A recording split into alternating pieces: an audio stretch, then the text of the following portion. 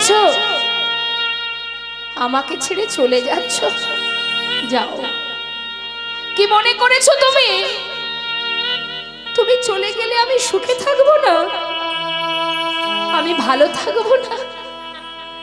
অনেক ভালো থাকবো, অনেক সুখে থাকবো। আমি চাই না তোমার সঙ্গী হতে। চলে যাও, চলে যাও তুমি। তবে যাওয়ার আগে একটা কথা শুনে যাও, যদি সত্যি আমি তোমাকে ভালোবেসে থাকি, যদি প্রকৃতই আমি তোমায় ডেকে থাকি, আমার বলতে সর্বস্ব যদি তোমার চরণে সঁপে দিয়ে থাকি, আজ তুমি চলে যাচ্ছ, চলে যাও। তবে এই অগ্রদ্বীপের মাটিতে দাঁড়িয়ে আমিও প্রতিজ্ঞা করলাম, এক পক্ষ কালের মধ্যে তোমাকে আমার কাছে আবার ফিরে আসতে হবে। যাও, চলে যাও। চাই না আমি তোমার সঙ্গী হতে, চলে যাও। ফিরে তোমাকে আসতেই হবে এক পক্ষ কালের মধ্যে। ভগবানও চলে গেলেন, ভক্ত ধুলায় গড়াগড়ি দিয়ে কাঁদছেন মা। প্রতিজ্ঞা করলেন আসতে হবে ফিরে তোমায় এক পক্ষ কাল, অর্থাৎ 15 দিন। ভগবানের কাছে একমাত্র ভক্তেরই জোর খাটে। যাও, দেখি কেমন পারো, ফিরে আসতেই হবে তোমায়। ধুলায় গড়াগড়ি দিয়ে কাঁদছে দেখি গ্রামবাসী চিনতে পারলেন গোবিন্দ ঘোষকে। সবাই বলা বলি করছে, তো আমাদের পাড়ার ছেলে, চল ওকে ধরে নিয়ে ওর ঘরে পৌঁছে দিই। পথে বসে কাঁদছে, সবাই মিলে তাকে ধরে নিয়ে তার ঘরে পৌঁছে দিল মা। কিন্তু যে জন একবার ভগবানের সঙ্গ লাভ করেছে, মায়ার সংসারে তার আর কি মন বসে? দিন যায়, 15 দিনে এক পক্ষ কাল। এক একটা দিন যাচ্ছে যেন মনে হচ্ছে এক এক জনম কেটে যাচ্ছে। পারছে না সহ্য করে থাকতে। কি করব আমি? সবাই বলে এই জগতে যার কেউ নেই তার ভগবান আছে, কিন্তু ভগবান যদি আমায় ত্যাগ করে দেয় তাহলে আর কি নিয়ে বেঁচে থাকবো? আর কি আছে জীবনে? তিনিই তো আমায় ত্যাগ করেছে। কাকে নিয়ে বাঁচবো? কি নিয়ে বাঁচবো আমি? দেখতে দেখতে 13 দিন হলো, প্রভু তো এলো না। বাঁচতে চাই না। তুমি এলে না দয়াল, তুমি এলে না। এলেই না যখন, তাহলে আর কি নিয়ে থাকবো বেঁচে? প্রাণ বিসর্জন করে দেব গঙ্গার জলে। কেউ জানুক বা না জানুক, তুমি তো জানবে যে তুমি আমাকে ভুলে গেছো। তোমায় ভুলিনি। তোমারই নাম নিয়ে নিজেকে বিসর্জন করব। তুমি তো জানবে যে আমি তোমার নাম নিয়ে নিজেকে ত্যাগ করছি। এক পা দুপা করে ঘর ছেড়ে যাচ্ছে গঙ্গার ঘাটে। করুণাময় গৌর সুন্দর ছিলেন রামকেলিতে। তিনি বিলম্ব না করে একটা কোষ্ঠী পাথর জলে ভাসিয়ে দিলেন, আর সেই পাথরটা ভাসতে ভাসতে অগ্রদ্বীপের ঘাটে এসে পৌঁছালো। কেন? ভক্তকে রক্ষা করাই তো ভগবানের কাজ। তিনি ভক্তকে রক্ষা করার জন্য যুগে যুগে এসেছেন এই ধরাতে, তাই ভক্তের রক্ষার জন্য পাঠিয়ে দিলেন কোষ্ঠী পাথর। ঘাটে এসে পৌঁছালো। এদিকে গোবিন্দ ঘোষ এক পা দুপা করে এগিয়ে যাচ্ছে গঙ্গার ঘাটে। ত্যাগ করবে নিজেকে, চাই না, যাচ্ছে আর প্রভুকে ডাকছে, হরি হে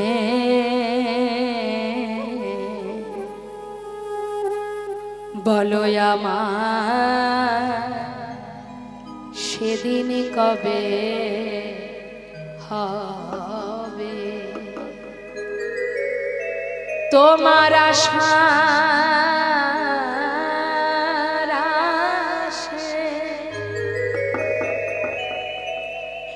ওগো দয়াল আছি বসে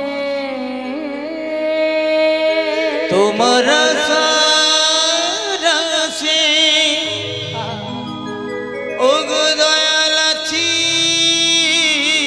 বসে। বলো বলো কবে চরণ দেবে দয়াময়, বলো বলো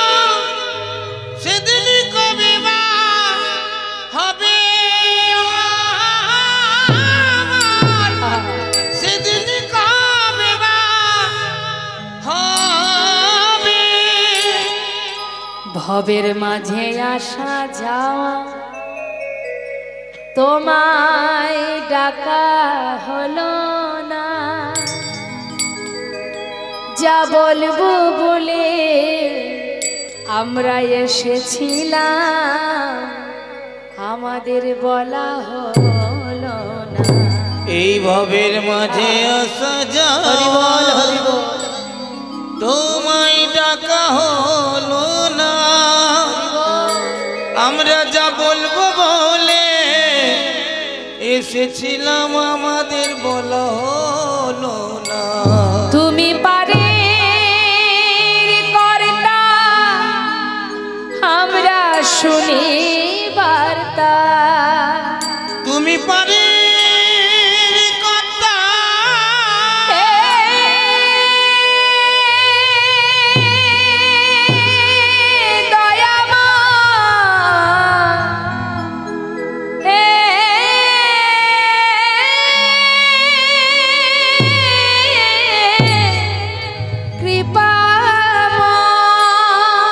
তুমি পারে কথা আমি শুনি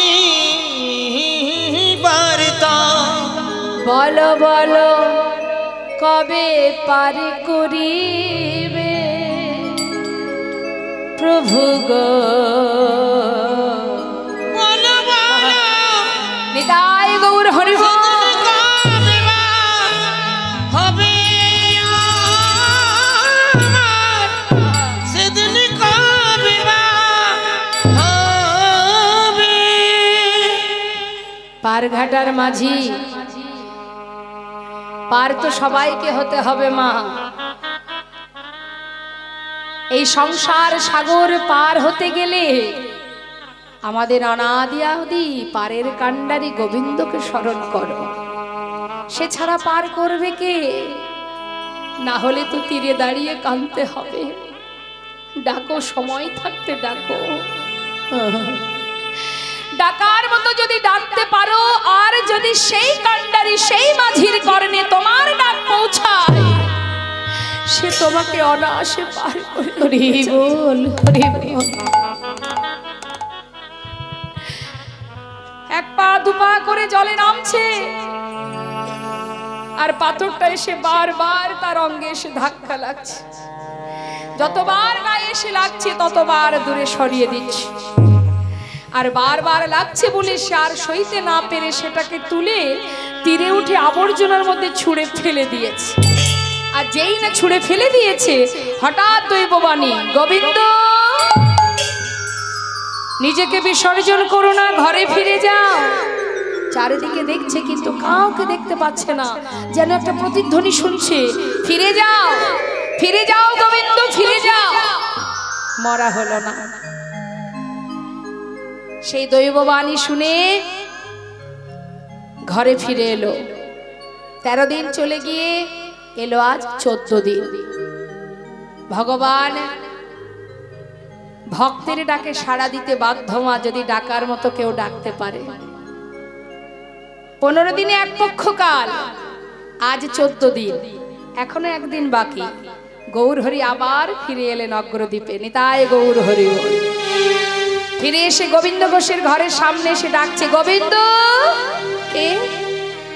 গোবিন্দ দরজা খোলো। যেই বলেছে দরজা খোলো, গোবিন্দ ঘোষ দরজা খুলে দেখছে বাইরে গৌর হরি। ছুটে গিয়ে চরণটা জড়িয়ে ধরেছে,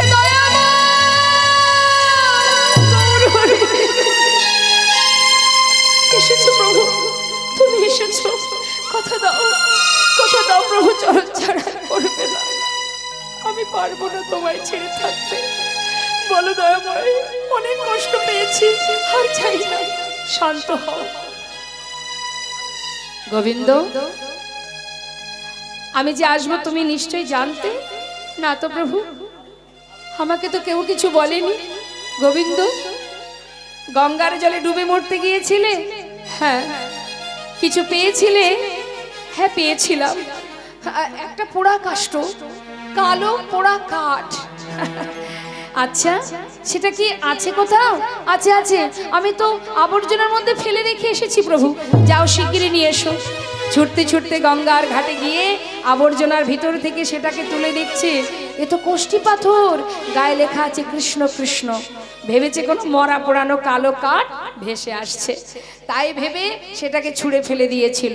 কিন্তু প্রভুর কথা মতো যখন সেটাকে তুলেছে হাতে, দেখছে কোষ্ঠী পাথর। প্রভুর কাছে এসে দিলেন। গৌরহরি বললেন, শোনো গোবিন্দ, আমি যে আসবো তার বার্তা আমি অনেক আগেই পাঠিয়েছিলাম, কিন্তু তুমি বুঝতে পারোনি গোবিন্দ। এটা দিয়ে একটা বিগ্রহ তৈরি হবে, আর সেই বিগ্রহ আমি তোমার ঘরে নিজে হাতে স্থাপন করব। প্রাণ প্রতিষ্ঠা করে সেই বিগ্রহের নাম দিলেন গোপীনাথ। শোনো গোবিন্দ, প্রতিদিন ভিক্ষা করে গোপীনাথের সেবা দেবে। গোপীনাথের সেবা দিলে ওই সেবা আমি পাব, বুঝেছো? শুনে নাও, আমাদের আর গোপীনাথের একই অঙ্গ হয়, গোপীনাথের সেবা দিলে আমি পাইব নিশ্চয়। আমাদের আর গোপীনাথের অভেদ জানিও, শুদ্ধ ভক্তিতে গোপীনাথের সেবা যে করিও। শুদ্ধ ভক্তিতে গোপীনাথের সেবা যে করিও। বুঝেছো? শোনো, প্রতিদিন ভিক্ষা করবে, কিচ্ছু যেন সঞ্চয় করে রাখবে না। যেদিন যেমনটা পাবে তেমনটা সেবাই দেবে। কেমন? আর তোমার তো একা একা ঘরে মন বসবে না, তাই তুমি একটা বিবাহ করো। নিতাই গৌর হরি বল। এত পরীক্ষার পরেও পরীক্ষা এখনো শেষ হয়নি মা, পদে পদে পরীক্ষা। যারা বুঝতে পারে ধৈর্য ধরে, আর যারা বুঝতে পারে না ধৈর্য হারিয়ে ফেলে। কি কষ্ট পেলে অনেকে আছে তারা ভগবানের কাছে ছুটে যায়, আর অনেক ব্যক্তি আছে কষ্ট পেলে ভগবানের থেকে দূরে সরে যায়। আর তোমাকে খেতে দেব না, পড়তে দেব না, তোমায় সেবা দেব না, তোমার মুখ দেখব না, বলে না অনেকে। হ্যাঁ, অনেকে আছে একটু যদি সংসার জীবনে এই মায়ের সংসারে কষ্ট পায়, আর সে ভগবানের সামনে গিয়ে দাঁড়ায় না, মুখ দেখব না। আমাকে এত কষ্ট দিয়েছে, আমি দিনে তাকে 5 বার সেবা দিতাম, আমার জীবনে এত কষ্ট দিয়েছে যখন আমি আর তার মুখ দেখব না। নিতাই গৌর হরি বল।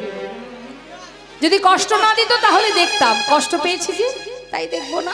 নিতাই গৌর হরি বল। এটা আমাদের ভাবনা চিন্তা। আর অনেকে আছে যারা কষ্ট পেলে গোবিন্দকে ভালোবাসে, যেমন কৃষ্ণ ভক্ত সুদামা, নামাচার্য শিলা ঠাকুর হরিদাস, যারা হাজারো কষ্ট পেয়ে চাবুকের আঘাত সহ্য করেছে, তথাপিও কৃষ্ণ কৃষ্ণ কৃষ্ণ কৃষ্ণ। তুমি তো সব দয়াময়, যেমনটা রাখবে তোমারই দায়িত্ব। সুখে রাখলেও তুমি, দুঃখে রাখলেও তুমি। আমরা সর্বদাই এটাই নিয়েই ভাবি, কেন কষ্ট পাচ্ছি। হরে কৃষ্ণ। আজ দেখুন বিবাহ করবে গোবিন্দ, দুইজনে মিলে গোপীনাথের সেবা দেবে আদেশ দিয়ে গেলেন গৌর সুন্দর। আর বললেন, শোনো এবার আমাকে বিদায় দাও, আমি যাই। তুমি কোথায় যাবে প্রভু?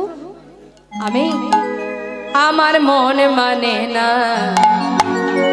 যাব বৃন্দাবনে। আমার মন মানে না আমি যাব বৃন্দাবনে। আমার মন মানে না যাব বৃন্দাবনে। আমার মন মানে না যাব বৃন্দাবনে। ওগো নয়ন ভরে হেরব সদা, নয়ন ভরে, ও দুটি নয়ন ভরে, নয়ন ভরে হেরব সদাই মদন মোহনে। মনে মানে হরি বল, হরি যাব বল। বৃন্দাবনে। ও গো আমার মন মানে না যাব বৃন্দাবনে। আমার মন মানে না যাব বৃন্দাবনে। গৌরহরি গোবিন্দকে সান্ত্বনা দিয়ে বিগ্রহ স্থাপন করে নাম দিয়েছে গোপীনাথ। বলে গেলেন বিবাহ করবে, যা ভিক্ষা পাবে সঞ্চয় করবে না, সেবা দেবে। আর আমি চললাম বৃন্দাবনে। ভক্তগণকে সাথে করে নিয়ে গৌরহরি বৃন্দাবনের পথে যাত্রা করলেন। তা আসুন আমরাও সবাই মিলে দুটি বাহু তুলে একবার যাই। বৃন্দাবনের বৃন্দাবনের রাজাকে মা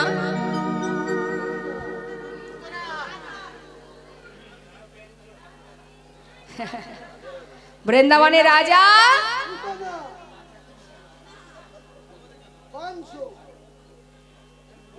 আরেকবার রাধে রাধে। বৃন্দাবনেশ্বরী প্রেমময়ী রাধারানী যিনি বৃন্দাবনের রাজা, আমরা একটু তার নামে জয় দেব। সবাই মিলে হাত তোলে, দেখি দুটি বাহু তুলুন। দেখি কার কার হাত আছে দেখি, ওই হাতগুলো কোথায়? কষ্ট হচ্ছে?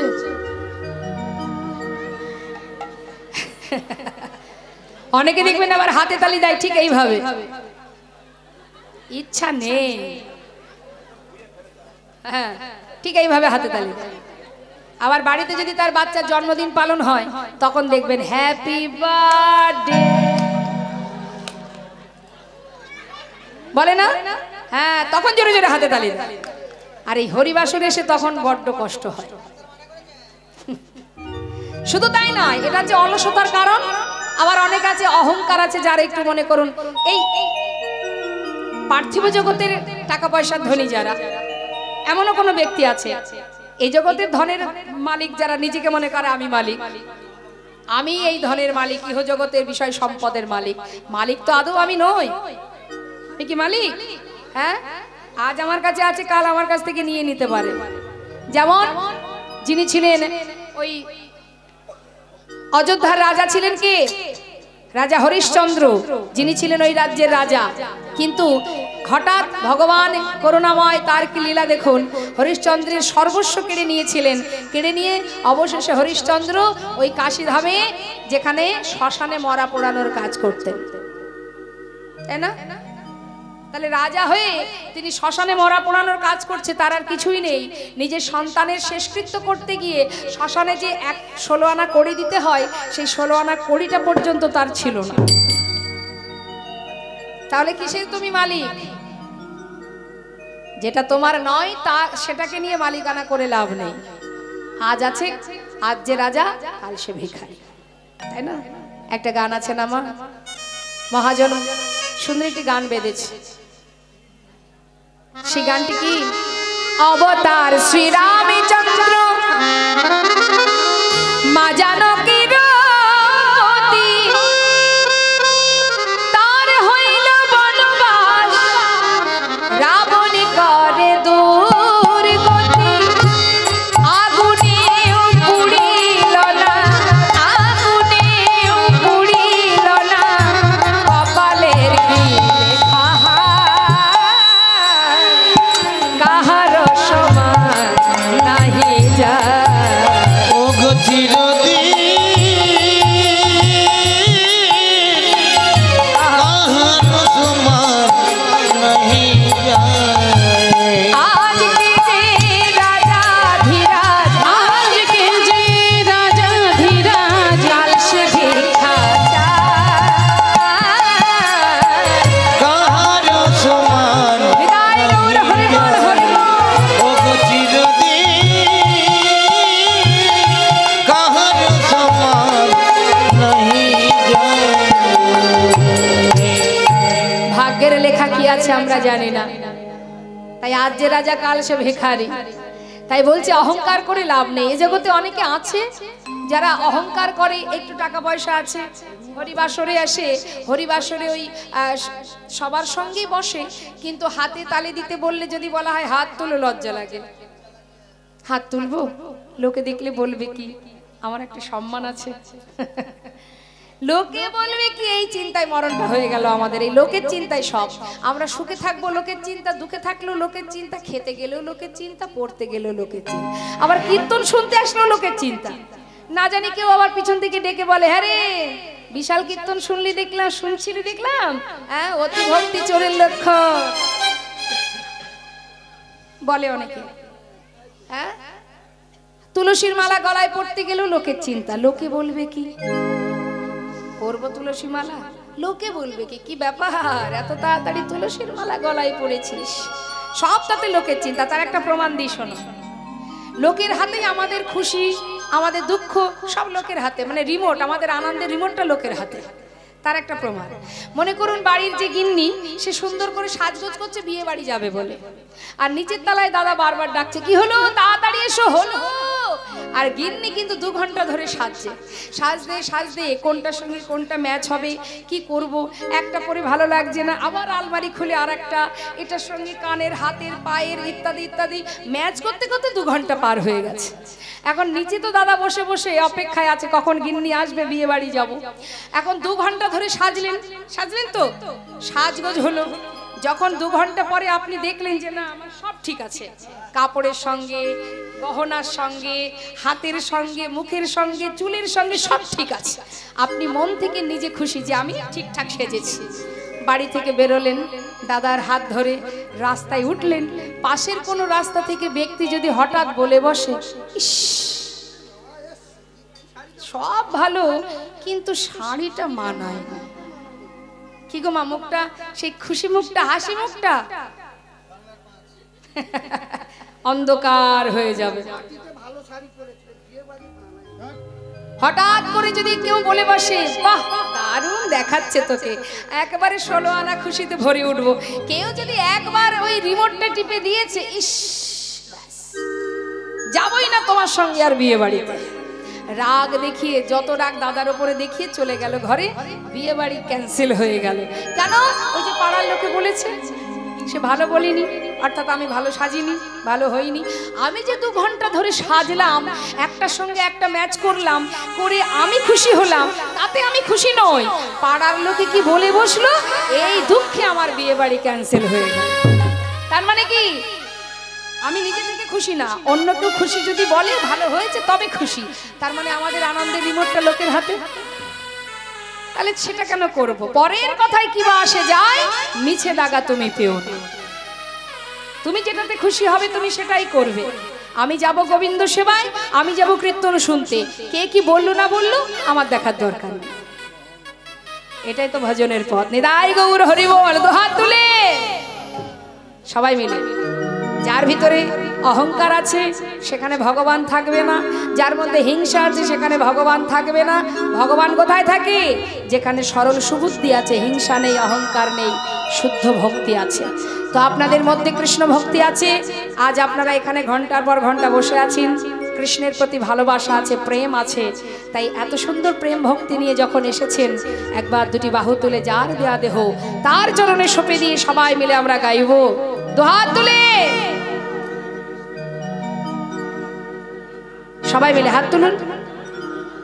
রাধে রাধে রাধে রাধে রাধে রাধে বল, রাধে রাধে রাধে রাধে রাধে রাধে বল, বলো রাধে রাধে রাধে রাধে রাধে রাধে বল, রাধে রাধে রাধে রাধে রাধে রাধে বল, রাধে রাধে রাধে রাধে রাধে রাধে বল, রাধে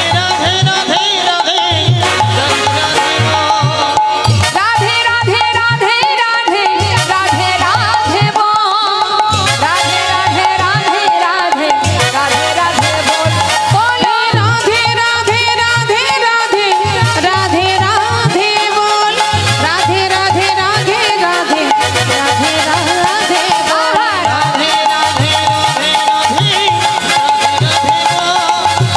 রাধে রাধে বল। বৃন্দাবন কি, জোরে জোরে বলবেন, স্কেলের সঙ্গে মিলছে না, হ্যাঁ কিবোর্ডের সুরের সঙ্গে যেন মিলে যায়, জোরে জোরে বলবেন, বৃন্দাবন কি। বাহ খুব সুন্দর, আমার মনে হচ্ছে আরেকটু জোর হবে, হবে না? হ্যাঁ, বৃন্দাবন কি, যমুনা মাই কি। আচ্ছা আমার বাবারা কুলু পেটে বসে আছে, কারণটা কি?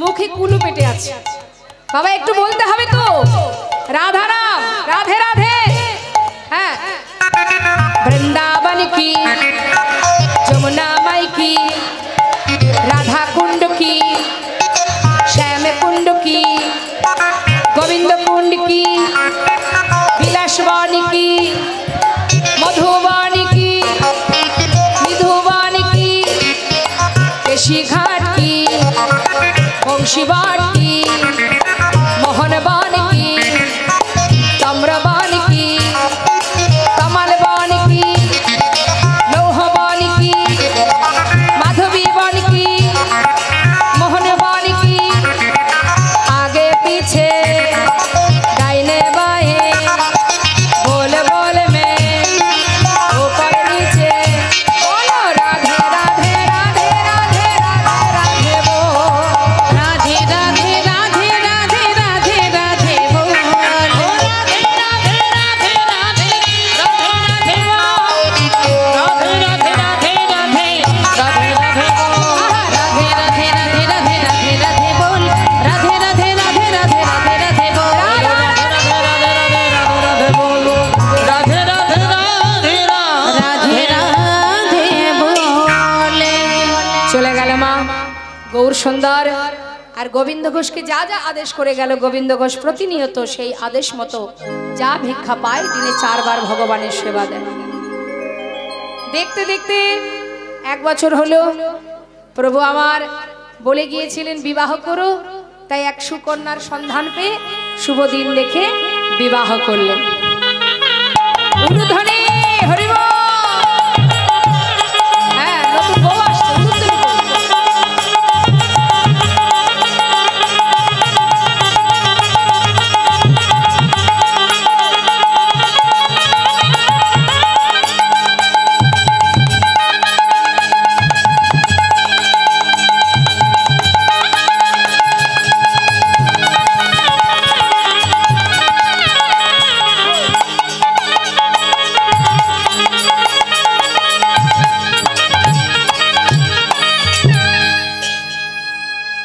স্ত্রী ঘরে এলো, নতুন বউ ঘরে এলো। স্ত্রী ঘরে আসার পর থেকে ভগবানের সেবা 4 বারের জায়গায় 1 বার কমে গেল। যাই হোক, সারাদিন তো ভগবানের সঙ্গে সময় দিচ্ছিল, এখন গিন্নি ঘরে এসেছে, তার পাশে তো একটু সময় দিতে হচ্ছে, যার কারণে ভগবানের দিকে একটু সময়টা কমে গেছে। মানে 4 বারের জায়গায় 3 বার সেবা হচ্ছে।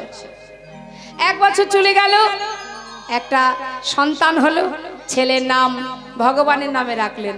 ভগবানের নাম কি? ঘরে যে বিগ্রহ তার নাম কি? আবার ছেলেরও নাম রেখেছে গোপীনাথ। 2 পুত্রের পিতা আমি, এটা আমার পুত্র, এটা আমার বিগ্রহ। আহা হা। যেদিন ছেলে ঘরে এলো সেদিন থেকে ভগবানের সেবা আরো 1 বার কমে গেল। সংসারটা বড় হচ্ছে, তার পিছনে সময় দিতে গিয়ে ভগবানের দিকে সময়টা কমে যাচ্ছে। এটা শুধু গোবিন্দ ঘোষ নয়, আমাদেরও হয় এমনটা। সংসারে একটু একটু করে যখন ভগবান সব কিছু দিতে থাকে, তার পিছনে সময় দিতে গিয়ে ভগবানের পাশে সময় দেওয়া হয় না। তাই তিনি যেমন দেন, আবার প্রয়োজনে তিনি কেড়েও নেন। আজ ঠিক তার প্রমাণ দেখুন, লীলার মধ্যেই প্রমাণ দিয়ে গেলেন ভগবান। কি করলেন? দেখছি ভক্ত মায়ার বাঁধনে আবদ্ধ হচ্ছে, তাই মায়া আমাকে কাটিয়ে নিতে হবে। সবার আগে কাটাচ্ছেন তার স্ত্রীকে। কি করেছে? ভিক্ষা করে এসে ডাকছে, মাধবী, যা কিছু ভিক্ষা করেছি 2 ভাগ করো, 1 ভাগ রন্ধন করো, আমি যাচ্ছি গঙ্গায় স্নান করে এসে গোপীনাথের সেবা দিয়ে দেব। এখন স্নান করে এসে দেখছি ঝোলাটা সেইখানে পড়ে আছে, রান্না হয়নি। কি হলো? মাধবী গেল কোথায়? এখনো রন্ধন করেনি কেন? গোবিন্দ ঘোষ ডাকতে শুরু করলেন, মাধবী গেলে কোথায়?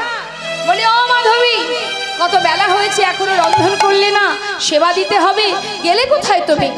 কোনো সাড়া পাচ্ছে না মা। তাড়াতাড়ি করে ঘরের মধ্যে ঢুকে দেখছে বিগ্রহ গোপীনাথের চরণে তার স্ত্রী মাধবী পুর হয়ে। গোবিন্দ ঘোষ দরজার কাছে দাঁড়িয়ে বলছে, মাধবী কি করছো গোপীনাথের চরণ ধরে? আরে বাবা, তার চরণে পড়ে থাকার সময় এখন, ওঠো ওঠো, আগে তাকে সেবা দাও, তারপরে তোমার যা খুশি তাই বলো। কি হলো? কথা কানে যাচ্ছে না? ও মাধবী। বলি, ও মাধবী, সাড়া পাচ্ছে না। পাবে কি করে? নেই, দেহের আর প্রাণ নেই। বারবার ডাকা সত্ত্বেও সাড়া পাচ্ছে না বলে যেই না তার কাছে গিয়ে অঙ্গ পরশ করেছে, হঠাৎ মাধবীর অসার দেহ দেখলেন। বুকের মধ্যে চেপে ধরে চিৎকার করে উঠলেন, গোপীনাথ!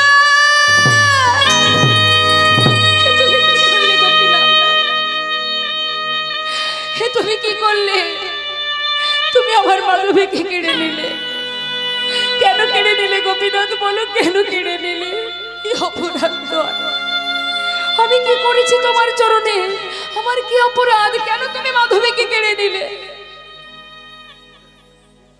আমরা বলি না মা, কেন এটা কেড়ে নিলে, কেন ওটা কেড়ে নিলে? আমরাও তো বলি।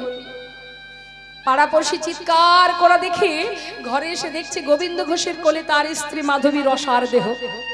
কি আর করবে? পাড়াপড়শি এসে মাথায় হাত বুলিয়ে সান্ত্বনা দিচ্ছে, শান্ত হও গোবিন্দ, দেখো যে দিয়েছিল সেই তো নিয়েছে, কেঁদো না, তোমার ছোট্ট একটি সন্তান আছে, তাকে নিয়ে সংসারে সুখে থেকো গোবিন্দ, শান্ত হও, শান্ত হও। সকলের সান্ত্বনা পেয়ে গোবিন্দ ঘোষ আর কিছু না বলে নিজে হাতে তার স্ত্রী শেষকৃত্য করলেন। কিন্তু সংসারের মধ্যে রইল কে? তার পুত্র, আর এদিকে বিগ্রহ গোপীনাথ ভিক্ষা করে দুইজনকেই সেবা দেয় মা। নিজের সন্তানের জন্য সেবা বস্তু রাখে আর ভগবানের জন্য রাখে। কিন্তু দিনে দিনে ছেলের বয়স হলো 5 বছর। এখন 5 বছরের সন্তান যাদের ঘরে আছে তারা বলতে পারবেন, তারা কিন্তু মা বাবাকে চিনতে শেখে। মাঠে গিয়ে সবার সাথে খেলা করে। অন্যান্য বন্ধুদের মায়েরা সন্ধ্যা হওয়ার সাথে সাথে তাদের বাচ্চাকে কোলে করে ঘরে নিয়ে চলে যায়। আর এই ছোট্ট ছেলে গোপীনাথকে তার মা কোনোদিন নিতে আসে না। এখান থেকেই তার মনে প্রশ্ন তৈরি হলো, সবার যদি মা থাকবে, আমার মা কোথায়? সন্ধ্যাবেলা বাবা ভিক্ষা করে ফিরে আসা মাত্রই বাবার কোলে বসেছে। বাবা, একটা কথা বলবো? বলে। বাবা, সবার তো মা আছে, আদর করে, কোলে করে নিয়ে যায়, ভালোবাসে, ঘুম পড়ায়, খাওয়ায়, কিন্তু বাবা আমার মা কোথায়? সে তো আদর করে না, সে তো খাওয়ায় না, ঘুম পড়ায় না। বাবা আমার মা কোথায়? কি উত্তর দেবে বাবা? 5 বছরের শিশুকে কি সান্ত্বনা দেবে? কোলের মধ্যে চেপে ধরে সারা গায়ে হাত বোলায় আর বলে, ওরে আমি তো আছি, আমি আছি তো, ওরে কষ্ট পাস না, আমাকে মা বলে ডাকিস, আমাকে বাবা বলে ডাকিস। কিন্তু সন্তান প্রতিদিন একই প্রশ্ন, তা কি করে হয় বাবা? তুমি তো বাবা, আমার মা কোথায়?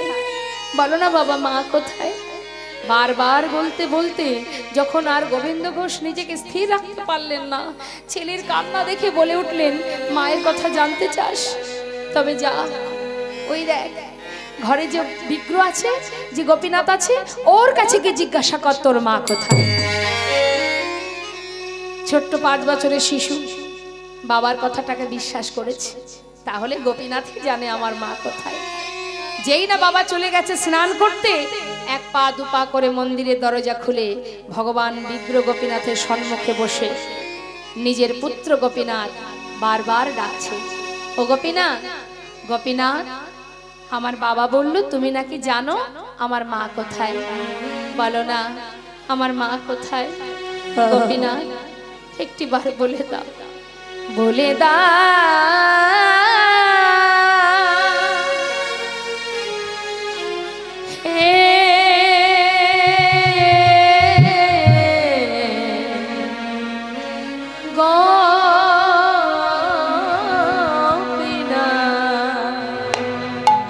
বলো কোথায় আমার মা?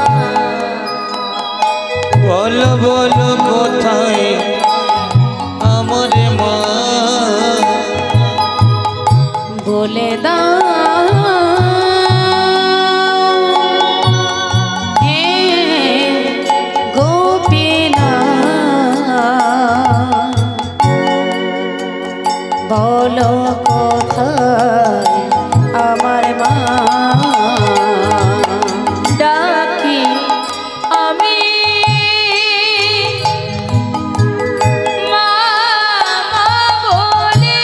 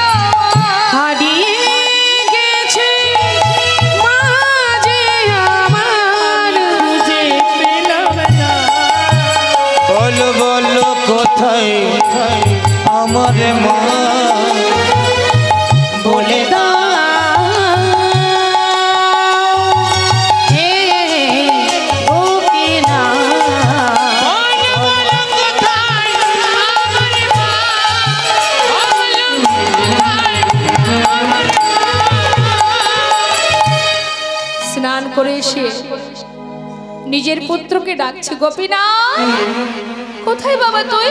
আমার কোলে আয়। প্রত্যেকটা মা বাবাই সন্তানকে ভালোবাসে, ঠিক তেমন গোবিন্দ ঘোষ স্নান করে এসে আগে নিজের পুত্রকে ডাকছে, ও গোপীনাথ, ওরে কোথায় তুই? আয় বাবা, কতক্ষণ দেখিনি তোকে, আমার কোলে আয়। ডাকতে ডাকতে সন্তানের কাছে পৌঁছালেন। ঘরের ভিতরে গিয়ে দেখছে বিগ্র গোপীনাথের চরণে বসে মা মা বলে পুত্র কাঁদছে। ছুটে গিয়ে সন্তানকে কোলের মধ্যে চেপে ধরেছে, চেপে ধরে বলছে, কাঁদিস না বাবা, কাঁদিস না। ও বলবে না তোর মা কোথায়? কোনোদিন বলবে না। তুই আমাকে মা বলে ডাক, আমাকে বাবা বলে ডাক, আমি তোর মা, আমি তোর বাবা। বলতে বলতে হঠাৎ পুত্রের মুখের দিকে তাকিয়ে দেখছে তার বদন থেকে ঝলকে ঝলকে রুধির ঝরছে। না না গোপীনাথ, না, তুমি আমার স্ত্রীকে কেড়ে নিয়েছো, আমার সন্তানকে কেড়ে নিও না গোপীনাথ, কেড়ে নিও না প্রভু।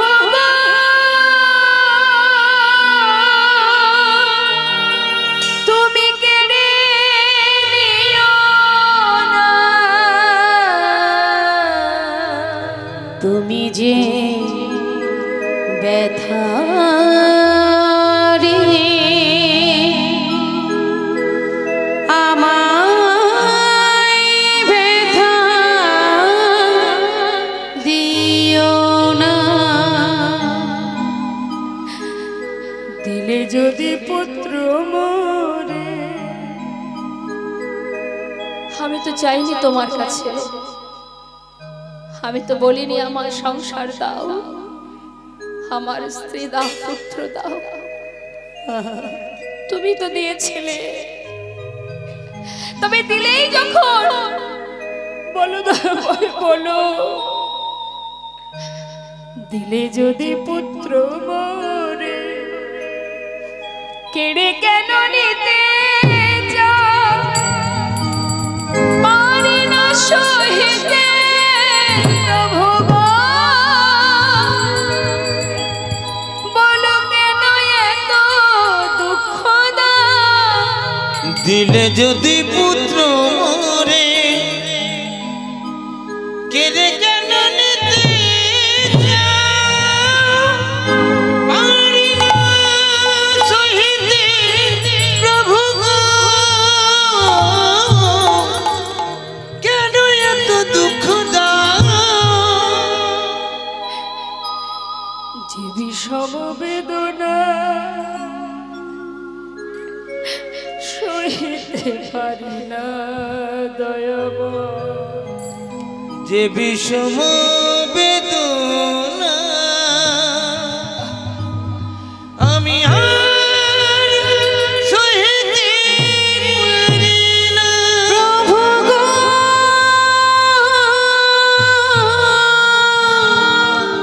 সহিতে পারি না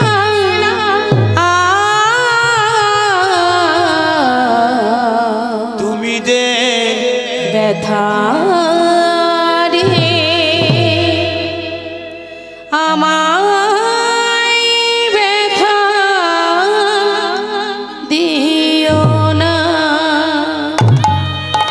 চলে গেল মা, প্রাণ হারালো পিতার কোলে। গোবিন্দ ঘোষ নিজের সন্তানকে কোলে করে নিয়ে গঙ্গার ঘাটে গিয়ে মাটি খুঁড়ে সন্তানের সমাধি দিল। গঙ্গায় স্নান করে ঘরে এসে শুদ্ধ বসন পরিধান করে ঘরের মধ্যে ধুলায় গড়াগড়ি দিয়ে কাঁদে আর বলে, গোপীনাথ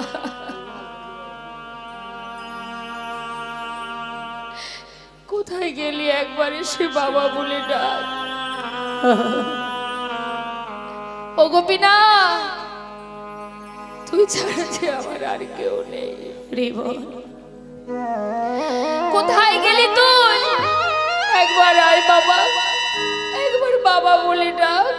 ও গোপীনাথ,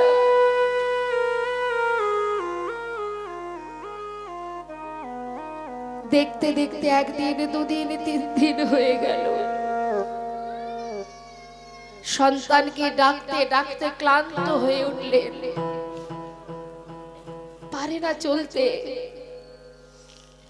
ভগবানেরও সেবা হয় না, তার নিজেরও সেবা হয় না।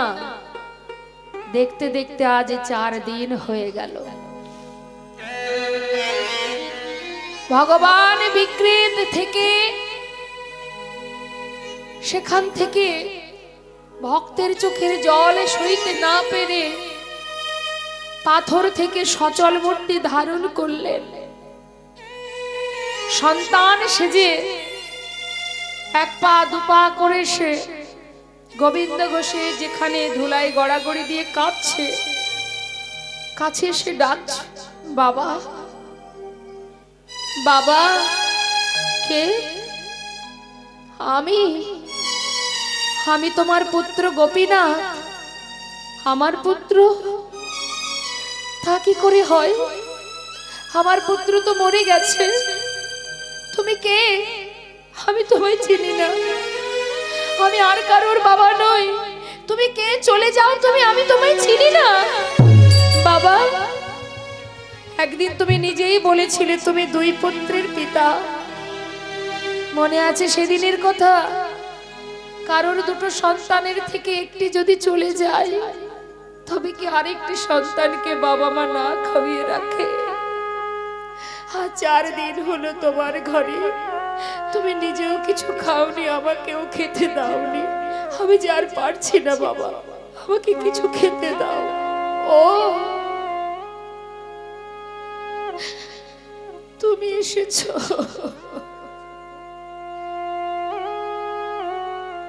আমাকে বাবা বলে ডাকলে তুমি।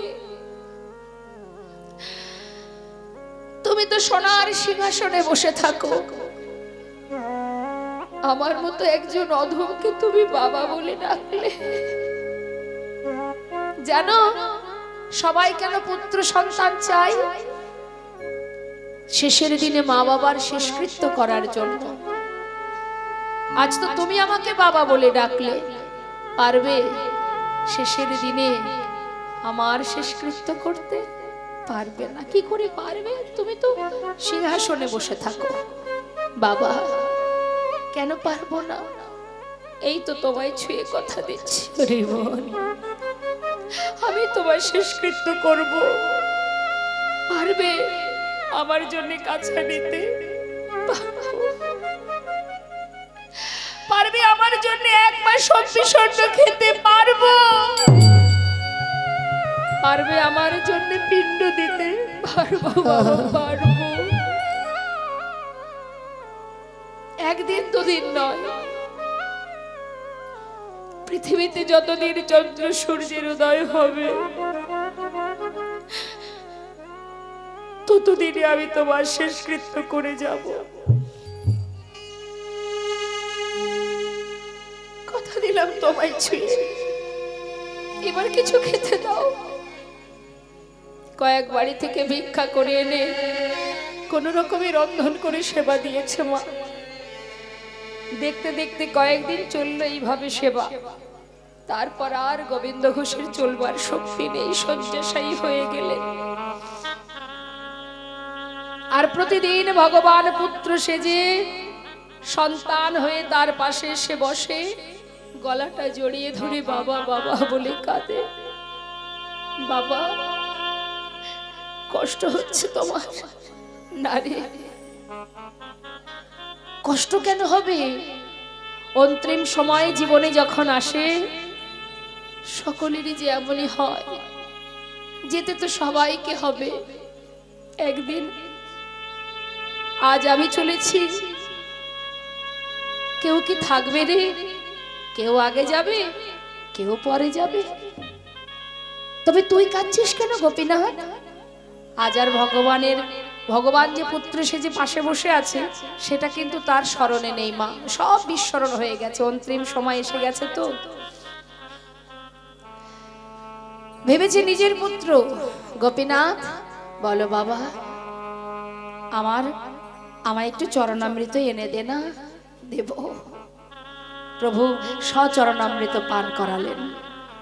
গোপীনাথ, বলো বাবা, আমার শিওরের পাশে এক জোড়া করতাল আছে।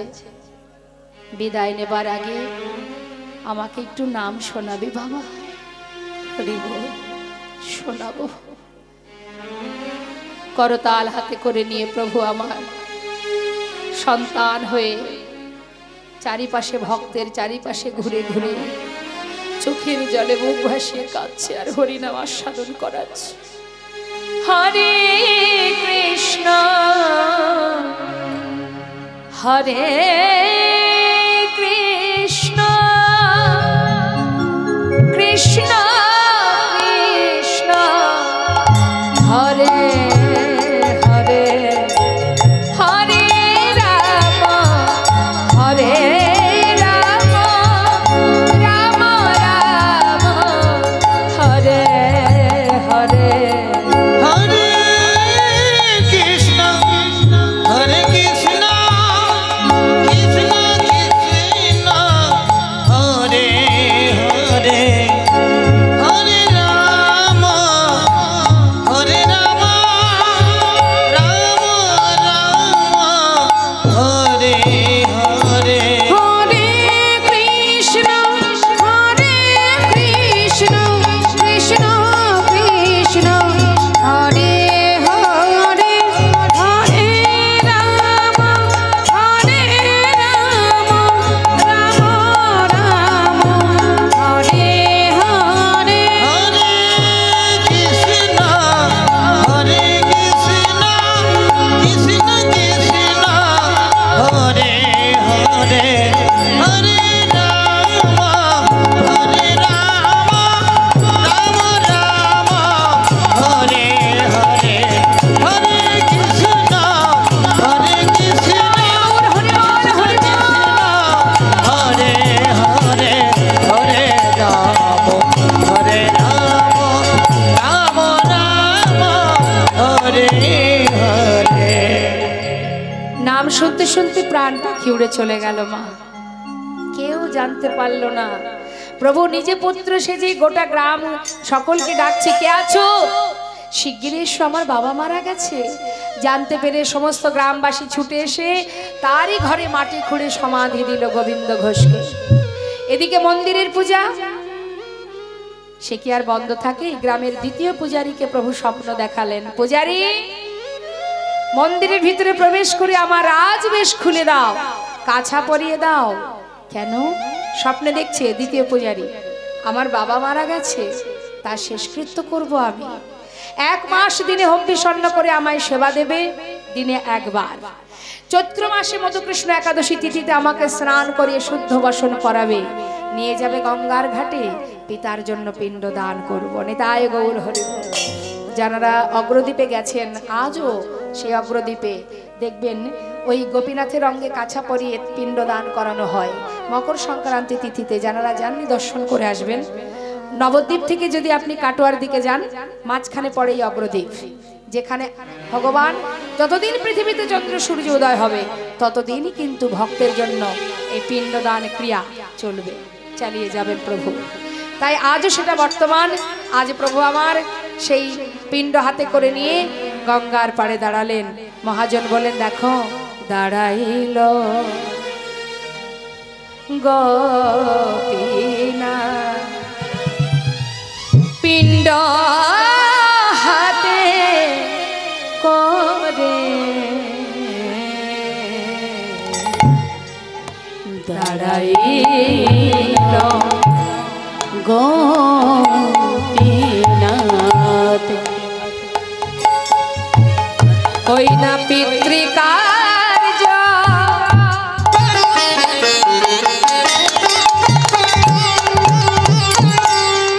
সাধিবারে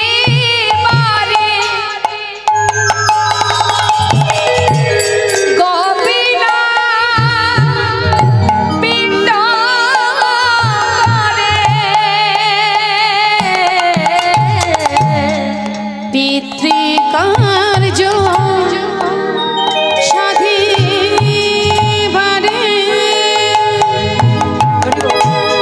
গোপীনাথ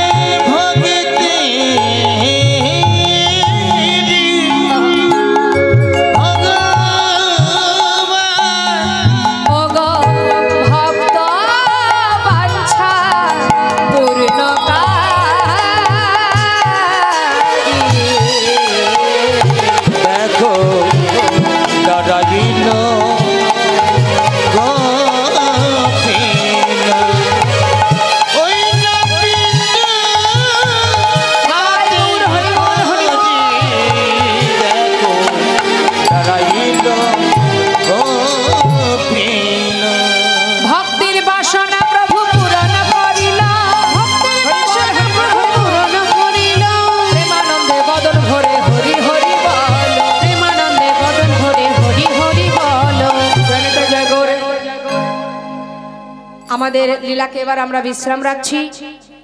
আর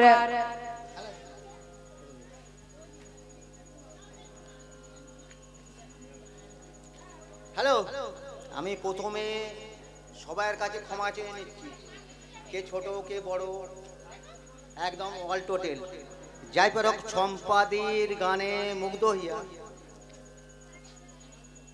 নাম আমি ঠিক জানি না, মোটামুটি আমাকে 100 টাকা দিয়েছেন, সেই টাকাটা দিদির উপহার।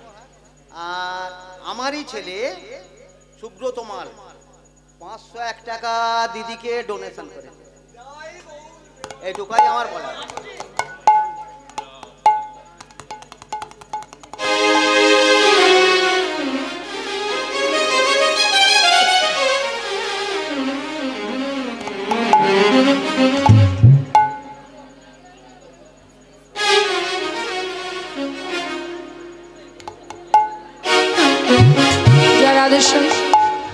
আমাদের লীলাকে বিশ্রাম রেখেছি আমরা।